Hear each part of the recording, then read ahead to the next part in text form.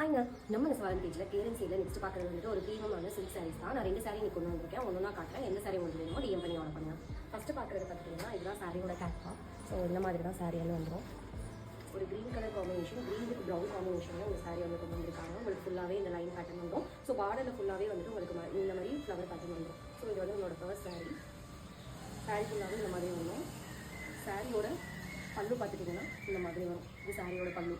so இந்த blouse வந்து பார்த்துட்டிங்கன்னா